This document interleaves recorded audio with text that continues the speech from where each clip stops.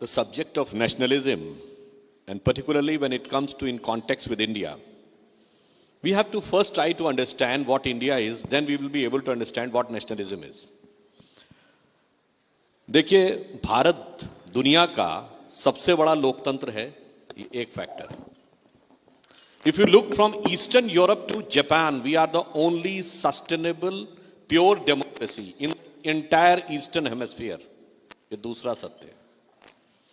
तीसरी बात ये है, if you look at the all great ancient civilizations of the world, Chinese civilization, Mesopotamian, Babylonian, Greece, Egypt, Inca, Maya, Aztec, Roman Empire, we are the only surviving civilization of the world.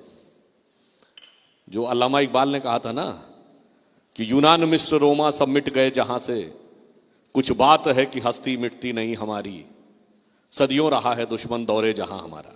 वो कुछ बात समझने की जरूरत है. चौथा characteristic क्या है हमारे कंट्री का? We are the only major country in the entire world history which never went for invasion. और आखिरी कैरेक्टरिस्टिक हमारे नेशन की क्या है? If I ask you, name a country in the world in which all the religions of earth are there, it is only India. Zoroastrians, Parsi अपनी जमीन से खत्म हो गए, बचे हैं तो सिर्फ भारत में. जब इजराइल बना तो ज्यूज ने अपनी हिस्ट्री लिखी और हर कंट्री में उनके ऊपर जो जो अत्याचार हुए उनको उन्होंने डॉक्यूमेंट किया. और सिर्फ इंडिया एक कंट्री था जहां के ज्यूज ने लिख के भेजा कि forget about persecution, we never faced any discrimination. और इससे भी ज्यादा मैं आपसे कहूं, ओल्डेस्ट चर्च कहां पे है? ठीक है, उसको लेकर एक डिबेट भी है, but it is believed that it is in Malabar coast of Kerala. In Kerala the roots of Christianity is more ancient than Europe. और अगर आपसे पूछें, मैं देखिए कोई बहुत बड़ा इस्लामिक मामलों का जानकार नहीं हूं, पर इस्लाम में 72 फिरके हैं. अगर आपसे पूछूं कि दुनिया का एक देश बताइए जहां 72 के 72 फिरके हों, तो कोई मुस्लिम देश नहीं है, वो भारत है. अब आपको समझना होगा वो कुछ बात क्या थी. यही एक कुछ बात है. देखिए, हमारा कॉन्सेप्ट नेशन का और आज का कॉन्सेप्ट नेशन में एक बेसिक डिफरेंस है. Today the concept of nation is a politico territorial nation. It is a part of land controlled by single political authority. हम कहते हैं geocultural nation. It is certain set of cultural values which inspires and motivate for generations and generation. So, in our concept, national or nation is a thought. It is inspiration. वो एक जीवंत चेतना है. इसीलिए हमारे यहाँ राष्ट्र को भारत माता कहा गया है, जमीन का टुकड़ा नहीं कहा गया है. अब जो आपने कहा गया, हम किस ढंग से देश को जोड़ते हैं, कैसे हम जुड़ जाते हैं, मैं एक छोटा सा उदाहरण देता हूं. आप देश के किसी भी हिस्से में खड़े होकर, जो हमारी संस्कृति के प्रतीक है, दुर्भाग्य यह है कि जो कुछ बात थी उसको मैकॉले स्कूल ऑफ थॉट के चलते हुए उसको रिलीजियस एंगल में पोर्ट्रे करके एक पर्टिकुलर आइडियोलॉजी पे डाल दिया गया. मैं एक छोटी सी बात कहता हूं. इस देश के जो राष्ट्र पुरुष हैं, आप कहिए जी मैं तो राम का भक्त हूं, तो राम की राजधानी अयोध्या से लेके और राम सेतु दक्षिण तक पूरा का पूरा देश से आप कनेक्ट हो जाते हैं. आपने कहा नहीं जी राम का नहीं, मैं तो शंकर जी का भक्त हूं, तो अमरनाथ से लेके रामेश्वरम तक और काशी विश्वनाथ से लेके मल्लिकार्जुन तक आप पूरे देश से जुड़ जाते हैं. आपने कहा नहीं जी मैं तो देवी का भक्त हूं, तो आप वैष्णो देवी से लेके और कन्याकुमारी तक और मुंबा देवी से लेके कामाख्या तक जुड़ जाते हैं. कोई भी हमारे यहां कथा सुन लीजिए, कहानी सुन लीजिए, देश के भिन्न भिन्न अंचलों से कनेक्शन. और इतना ही नहीं, एक उदाहरण देना चाहता हूं.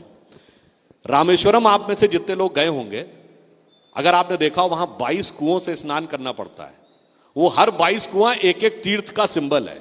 Means sitting on the farthest southern point of country you are connected to the northern most part.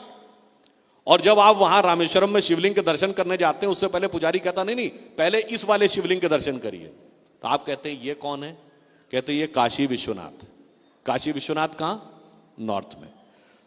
आपको दूसरा उदाहरण देता हूं. जब आप पूजा करते हैं, हाथ में जल लेते हैं, तो पुजारी क्या श्लोक बोलता है?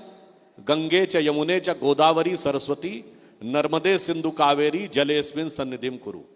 देश की सारी नदियों के जल को मैं प्रतीक रूप में स्मरण करता हूं. ये वो चीज है जो आप किसी भी परिस्थिति में रहें, कोई हिस्सा किसी भी पॉलिटिकल पावर के कंट्रोल में रहे, मगर आपका दिल उससे जुड़ा रहता है। और आज भी वो चीज है। उदाहरण दे के कहता हूं, ननकाना साहब पाकिस्तान में चला गया, पर गुरु नानक की शिक्षाएं भारतीय इतिहास का हिस्सा है या पाकिस्तान के इतिहास का? न पाकिस्तान के इतिहास का हिस्सा है, न पाकिस्तान ओन करता है। ओन भी हम ही करते हैं और वो हिस्सा भी हमारा है।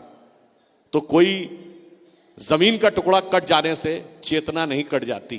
और आज भी मैं कहूंगा, हमारे नेशनल एंथम में पंजाब, सिंध, गुजरात, मराठा है, तो सिंध तो आज भारत का हिस्सा नहीं है। कुछ लोगों ने शायद कोर्ट में जाके प्रयास भी किया था, खैर वो जो भी टेक्निकल रीजन से इससे कोर्ट ने मना कर दिया। तो पंजाब, सिंध, गुजरात, मराठा कहता है सिंध आज भी हमारा हिस्सा है कॉन्शियसनेस का। इसलिए हम जिस नेशनलिज्म की बात करते हैं वो हमारा, देखिए, कंट्री अलग है, नेशन अलग है, देश अलग है, राज्य अलग है और राष्ट्र अलग है। देश है जमीन, राज्य है पॉलिटिकल अथॉरिटी। अगर पॉलिटिकल अथॉरिटी सब कुछ होती तो 20वीं सेंचुरी में दुनिया का सबसे पावरफुल देश था यूएसएसआर। जरा सी पॉलिटिकल अथॉरिटी कमजोर हुई, 15 टुकड़ों में विभाजित हो गया। पूरा यूरोप रोमन एम्पायर के रूप में एक देश था 1000 साल पहले। आप एक ब्रिटिश और एक फ्रेंच को देखेंगे ना, उसमें जितना अंतर आएगा उससे उतना अंतर आपको एक पंजाबी और एक केरला नजर आएगा। Still we are one nation after 1000 year of foreign dominance. और भाई साहब वो एक साथ नहीं रह पाए, क्यों? वो इसलिए हमारे लिए राष्ट्र चेतना है और न चेतना को कोई मार सकता है, न चेतना को कोई काट सकता है। उनके लिए देश एक जमीन का टुकड़ा है जिसे कब्जा भी किया जा सकता है, जिसे तोड़ा भी जा सकता है। इसलिए हम सांस्कृतिक राष्ट्रवाद में विश्वास करते हैं। It is culture. और मैं ये भी कहूंगा, अगर आज के इस सारे प्रॉब्लम्स का सलूशन चाहिए तो वो सलूशन सिर्फ इंडिया से मिलेगा, क्योंकि हम दुनिया के इकलौते देश हैं जिसने कभी भी किसी के ऊपर कंट्रोल करने की भी कोशिश नहीं की साहब। और वो इंस्पिरेशन कहां से आता है? मैं उदाहरण देता हूं। भगवान राम ने लंका को कब्जा किया रावण को मारकर, क्या उसका एनेक्सेशन किया? नहीं। वहां कोई अपना डिप्यूटी बैठाया? नहीं। इनडायरेक्ट कंट्रोल किया? नहीं। वहीं के राज्य को कहा हाँ जी साहब आप रखिए, कोई हमें चिंता की बात नहीं है। क्योंकि हमारा उद्देश्य क्या है?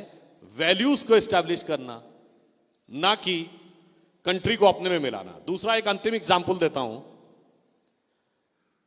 अमेरिका आज दुनिया में सबसे बड़ा ह्यूमन राइट्स का चैंपियन बनता है।